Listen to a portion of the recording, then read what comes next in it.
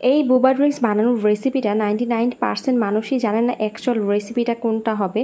আর অনেকেই একটা জিনিস ভুল করেন, এখানে কিন্তু একটা ইনগ্রিডিয়েন্টস না দিলে হয়ই না। এটা আমি অনেকগুলো রেসিপি খেয়াল করেছি, ভাইরাল রেসিপিগুলো, এটা অনেকেই দেননি। এটার অ্যাকচুয়াল রেসিপিটা কি এটা আমি আজকে আপনাদের সাথে শেয়ার করে দিব। যারা এই ড্রিঙ্কসটা পছন্দ করেন তাদের জন্য আজকের রেসিপিটা সব থেকে বেশি বেস্ট হবে।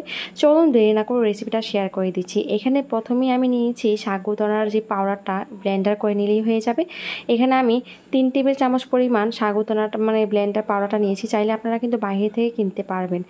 তারপর এখানে আমি কর্নফ্লাওয়ার অ্যাড করেছি। এটা আমি কোনো রেসিপিতে দেখিনি, কেউই এই জিনিসটা অ্যাড করেনি। এখানে কর্নফ্লাওয়ার অবশ্যই অ্যাড করতে হবে। এখানে আমি 3 টেবিল চামচ পরিমাণ কর্নফ্লাওয়ার দিয়েছি আর 2 টেবিল চামচ পরিমাণ দিয়েছি চকলেট পাউডার। তারপরে এর মধ্যে আমি গরম পানি মিক্স করে একটা ডো তৈরি করে নিয়েছি। ডোটা কিন্তু আমি একটু মথে নিয়েছি। দেখুন ডোটা কিন্তু ঠিক এরকম স্টিকি হবে, দেখেই বুঝতে পারছেন কতটা স্টিকি হয়েছে। এখন এর থেকে ছোট ছোট করে আমি লেচি কেটে নিচ্ছি আর কি, মানে ছোট ছোট করে এখন আমি বুবা পার্লগুলো বানিয়ে নিব। এগুলো কিন্তু দেখেন একদমই নরম সফট আছে আর কি। আপনারা চাইলে কিন্তু একটু ডো আকারে ছোট ছোট করে নিয়ে তারপর আপনি সমান সাইজ করে কেটে নিয়েও কিন্তু এগুলো কাটতে পারেন, মানে করতে পারেন। কিন্তু আমার কাছে মনে হয়েছে এইভাবে করলেই তাড়াতাড়ি হয়ে যায়, তাই আমি এইভাবে করে সবগুলো বানিয়ে নিচ্ছি।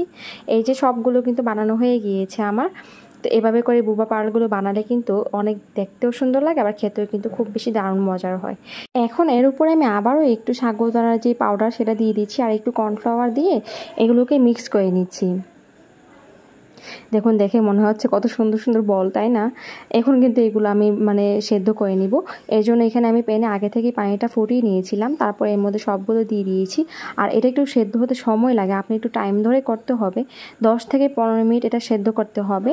এই যে আমার প্রায় 10 থেকে 15 মিনিট সময় হয়ে গিয়েছিল। আর এই বাবলগুলো কিন্তু প্রায় মোটামুটি সেদ্ধ হয়ে গিয়েছে।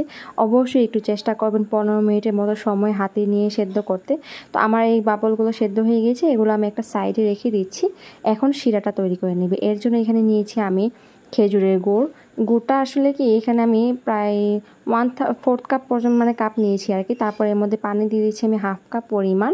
পানিটা দিয়ে একটা শিরা তৈরি করে নিতে হবে। আর আপনারা যারা মানে চিনি দিয়ে করতে চান তারা চাইলে আপনারা ক্যারামেল করে তারপরে কিন্তু তৈরি করতে পারেন, কিন্তু গুড়টা দিলেই সব থেকে বেশি ভালো হয়, এটার মধ্যে গুড়টাই যায়।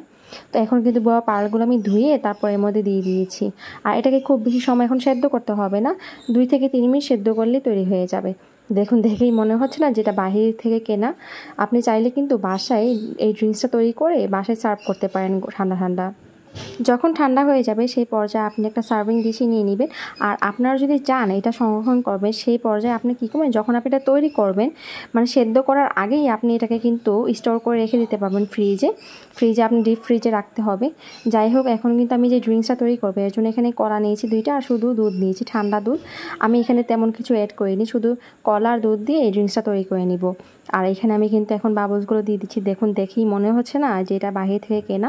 বাইরে থেকে না কিনে কিন্তু বাসায় আপনি টাকা কম খরচে তৈরি করেন। এখানে দেখুন খুব বেশি টাকাও কিন্তু খরচ নেই, অল্প খরচেই তৈরি করে নিতে পারেন। যাই হোক, যদি আমার রেসিপিটা আজকে ভালো লেগে থাকে অবশ্যই কিন্তু লাইক কমেন্ট আর শেয়ার করতে ভুলবেন না। আজকের মতো বিদায় নিচ্ছি। আল্লাহ হাফিজ।